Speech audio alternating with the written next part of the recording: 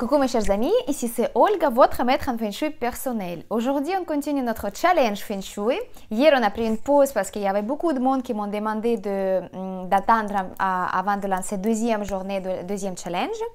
Parce que voilà, il y avait personnes qui ont juste appris ça avant, voilà, très tard le soir. Donc bref, on a fait pendant 2 jours une journée de premier jour de challenge.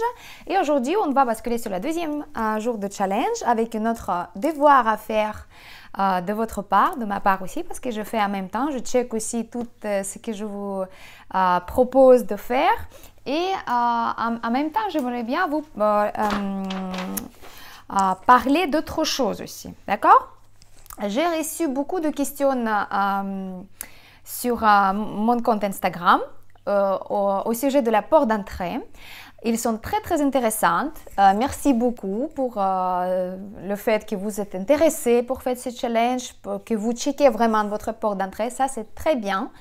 Et par contre, j'ai remarqué qu'il y avait beaucoup de questions qui sont déjà, en fait, le sujet que j'ai déjà abordé dans ma vidéo précédente. Donc, j'ai déjà parlé au sujet de toilettes à côté de la porte d'entrée. J'ai déjà parlé au niveau de encombrement de la porte d'entrée. J'ai déjà parlé qu'est-ce qu'on doit avoir, qu'est-ce qu'on ne doit pas avoir à l'extérieur de la porte d'entrée, etc., etc. Donc, vous comprenez bien que je ne vais pas répondre à ces questions-là parce que vous avez déjà donc eu cette information de ma part dans les vidéos que j'ai postées donc avant hier. Donc les questions comme ça, je pense que c'est pas nécessaire d'y répondre, mais les questions qui sont très très intéressantes aussi et que j'ai pas abordées, je les ai toutes notées, toutes classifiées. Et c'est vrai que répondre question à question comme ça prendra beaucoup de temps au niveau des vidéos et je vais plutôt faire une vidéo à part pour répondre à toutes ces questions. Donc pendant notre challenge de 11 jours, posez-moi des questions au niveau d'Instagram et même sur YouTube si vous avez besoin, si vous avez envie. Comme ça, je les donc collectionne, on peut dire comme ça. Et à la fin, donc je vous fais une vidéo de bilan en fait par rapport à toutes ces questions, par rapport à tous nos sujets qu'on va aborder en fait pendant tous ces 11 jours, d'accord? On fait comme ça et je pense que répondre à toutes ces questions, elle sera aussi très intéressante pour les autres personnes qui ont peut-être pas pensé à ces sujets-là. Donc là, c'était première chose. Ou bien, si vous avez envie, on peut faire aussi un live, une vidéo en direct où vous pouvez aussi poser vos questions par rapport à challenge, par rapport à tous les sujets en fait qu'on a abordés ensemble. Deuxième chose que vous avez déjà remarqué, j'ai fait et vidéo sur Instagram et vidéo sur YouTube. Comme ça, les gens qui n'ont pas le compte Instagram, ils peuvent participer à notre challenge. Par contre, le bémol, c'est que moi, j'ai une idée aussi de faire un petit concours au niveau de Instagram parce que c'est plus simple. Cet outil, il est fait pour ça, en fait, pour faire une sorte de tirage en sort, de vous proposer de gagner le paquet, en fait, une série d'activations pour mois de mai 2021, donc le mois prochain. Personnel, ça veut dire les activations qui vont être basées sur votre carte natale personnelle. Donc, c'est juste pour une personne. Selon votre maître de jour, donc l'élément de la personnalité et sur, bien sûr, l'année de naissance. Donc, selon votre maître de jour, l'année de naissance, je vais vous proposer faire les activations personnelles pour attirer la chance et ce sera vraiment beaucoup plus efficace. Je vais les calculer. Mais pour ça, il faut bien jouer le jeu, pas seulement me poser les questions comment faire et j'ai déjà fait ça, est-ce que vous pouvez regarder, comprenez bien que je ne peux pas répondre à tout le monde. Vous savez qu'il y a beaucoup de questions et beaucoup de photos, il y a beaucoup de demandes. Je ne propose pas de faire une consultation personnel pour vous. Je vous propose de vous faire le travail le maximum que vous pouvez faire en se basant sur les informations que je vous propose. Donc, les informations de toutes les écoles Feng Shui que moi j'ai eu expérience d'apprendre et puis je vous partage toutes ces informations-là. Par contre, si vous posez la question intéressante, là je pourrais la répondre sur l'une de mes prochaines vidéos. D'accord? On fait comme ça. Mais par contre, si sur Instagram, sur votre compte Instagram, sur votre profil, vous postez une photo avant par exemple une porte d'entrée comme on était avant avec plein de chaussures devant, la serrure qui était cassée, et après vous la réparez, vous avez tout nettoyé et vous faites le photo après, et on voit la différence, et vous me taguez donc Feng Shui by Olga Lucky One et hashtag challenge Feng Shui. Là, je le fais poster aussi sur mes stories, sur mon compte, comme ça tout le monde peut voir que vous avez participé, vous m'avez noté, vous avez noté le challenge, et comme ça, à la fin, je choisis parmi toutes les gens qui étaient plus actifs, plus intéressés, qui ont posté plus de photos et ils étaient plus, voilà, plus dynamiques. Je vais vous offrir aussi une activation, le paquet des activations personnelles pour mois de mai. Donc, c'est à vous de jouer. Mais c'est vrai que je ne pourrais pas répondre à tout le monde et puis lire tous vos commentaires, tous vos textes que vous m'envoyez. Il y a beaucoup de textes des fois et c'est pas facile à comprendre. Donc, ce n'est pas une consultation personnelle. Voilà, donc du coup, on fait comme ça. Vous postez quelque chose sur votre profil avec le hashtag et vous mentionnez moi, Feng Shui by Olga Lucky One. Comme ça, je repose sur mon profil. Et parmi toutes ces participantes, je fais une petite sorte de loterie où vous pouvez gagner donc ces activations. Et la même chose pour vos questions, les questions plus intéressantes et les personnes qui me posent plus souvent les questions intéressantes, je vais offrir aussi une activation, plusieurs activations pendant le mois de mai pour attirer la chance, pour un petit peu remuer en fait les énergies personnelles. Donc c'est à vous de jouer.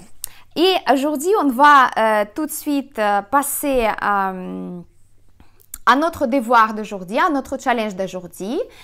Comme vous savez, donc premier jour, c'était la porte d'entrée, c'est la bouche pour l'énergie qui rentre à la maison. Et la deuxième journée, c'est tous les objets à la maison qui nous pompent, qui nous bloquent les énergies positives. Qu'est-ce que ça pourrait être? On doit en fait vérifier aujourd'hui et demain matin tous les objets que vous avez dans votre maison, dans votre appartement, qui vous servent tous les jours, ou bien vous avez oublié déjà tous ces objets-là qui fonctionnent pas correctement. Par exemple, ça pourrait être la vaisselle cassée, les tasses cassées, les assiettes cassées, un petit peu avec les petites fissures, vous voyez? Donc une petite tasse qu'on a ramenée de voyage de je sais pas où, et elle était déjà fissurée, mais on continue de la garder dans notre placard. On aime bien parce que c'est un souvenir, mais on ne s'en sert pas. Donc, c'est une sorte d'objet qui va pomper beaucoup d'énergie. Il va attirer l'énergie positive, la même chose comme je vous avais expliqué dans la première vidéo. Il va attirer beaucoup d'énergie positive et il va la stocker, mais il va dégager, en l'occurrence, donc l'énergie négative à cause de cette fissure. Parce que les objets qui sont cassés et qui ne sont pas d'utilité, ils dégagent cette énergie de la mort. On peut dire comme ça. En Feng Shui, ça s'appelle l'énergie de la mort. Donc, c'est les objets qui sont morts.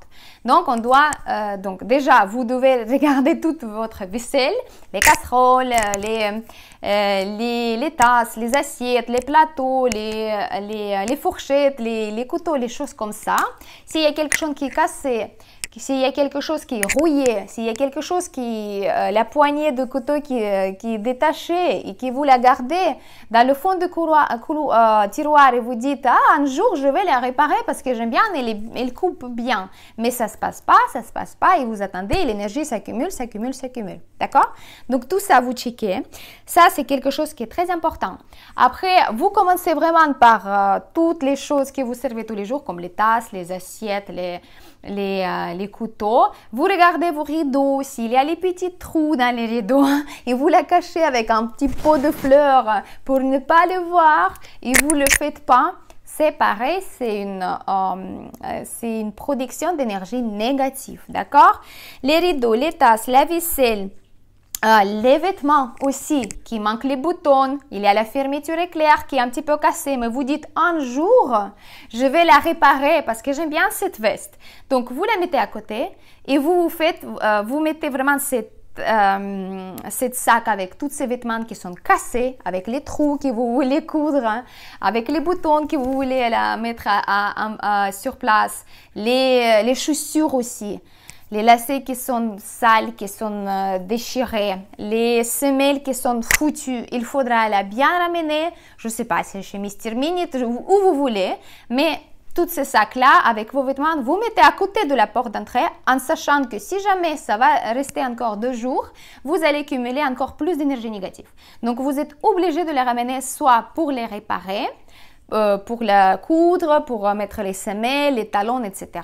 Soit vous allez la ramener à la déchetterie sans regret et avec la gratitude pour tous ces vêtements que vous avez oubliés dans votre placard et qui ont été aussi une boule d'énergie négative pour vous. D'accord? Donc, tous ces vêtements, ils gardent toutes ces énergies négatives. En plus, vu que c'est vous qui les portez, c'est vous qui vous avez donné votre énergie. Ça influence vous directement. Donc ça, c'est autre chose à vérifier. D'accord? Les rideaux, la vaisselle, les vêtements, les chaussures. Maintenant, très important. Canalisation, la salle de bain, la douche, la cuisine, les toilettes. Alors ici, s'il y a les robinets qui sont rouillés aussi, qui fonctionnent mal, qui sont un petit peu cassés, qui freinent un petit peu quand vous ouvrez, par exemple. Tout ça, c'est un énorme signe que chez vous, dans votre maison, ou votre santé, ou votre famille, ou votre chance financière, il est cassé. Donc, absolument, il faut que vous notiez tout ce qu'il faut réparer. Si vous pouvez faire réparer sur place, en fait, sur le champ, vous le faites. Sinon, vous appelez un spécialiste, vous appelez un ami, vous appelez je ne sais pas, votre père, votre beau-père, ou bien votre frère, et vous demandez de cette semaine, ce week-end, de venir et réparer tout ce qui ne fonctionne pas. Tout ce qui est robinetterie, tout ce qui est la canalisation, les robinets qui grincent un peu, vous voyez, donc tout ça, c'est un stockage d'énergie négative. Si l'eau, ne s'évacue pas très bien dans votre douche, alors nettoyage à l'intérieur avec le desktop, avec tout ce qui peut changer. Donc là, vous faites absolument, parce que en Feng Shui, la canalisation qui ne fonctionne pas correctement, donc l'eau ne s'évacue pas trop bien, ça veut dire que toute l'énergie négative, elle est stagnante, elle reste chez vous et ça peut vous provoquer les problèmes, surtout au niveau de santé. Après, les finances et deuxième chose, c'est les relations. Donc, c'est quelque chose qui est très important. Donc, ça, c'est à vérifier. Le chose assez important aussi en Feng Shui, les appareils électroménagers. Aspirateur, fer à repasser, blender, des micro-ondes, les choses comme ça qu'on sert tous les jours, les testeurs, en fait, tout ce que vous servez tous les jours. Alors, s'il y a quelque chose qui, pareil, qui ne fonctionne pas bien, ou s'il est cassé carrément, mais vous l'avez laissé aussi dans votre placard en sachant, bon, bah, un jour, je vais le réparer. Non, soit vous le réparez sur le champ, soit vous en débarrassez sans regret, pareil, il n'y a pas de problème. Et deuxième, aussi un point très important pour les énergies qui doivent être bénéfiques mais elles sont négatives à cause des plantes d'intérieur qui sont mortes, d'accord? Les plantes d'intérieur qui sont cassées, qui sont mortes, il n'y a pas de terre, ils ne sont pas bien arrosés, il y a des feuilles qui se détachent. Donc moi, là par exemple, j'ai changé le pot. Et j'ai une petite branche qui est cassée malheureusement. Donc là, vous ne voyez pas. Donc là, elle est tombée. Donc là, aujourd'hui, je vais la couper. Et comme ça, je sais que cette énergie négative, elle ne va plus m'influencer. Ça peut arriver pour tout le monde. Donc, vous regardez les plantes, que ce soit bien en santé, en vitalité, bien propre. Nettoyez-les bien avec le chiffon, arrosez-les. Parce que les plantes, ça vous donne beaucoup d'énergie positive. Ils vous captent l'énergie positive. Et s'ils sont cassés, s'ils sont malades, ils vont vous dégager l'énergie négative. Voilà. Donc aujourd'hui, on fait ça. Et vous faites donc vos photos avant-après. Et on se voit demain pour le 3e jour de challenge. Merci beaucoup. C'était votre maître en Feng Shui personnel, Olga Lakewan. N'oubliez pas de partager.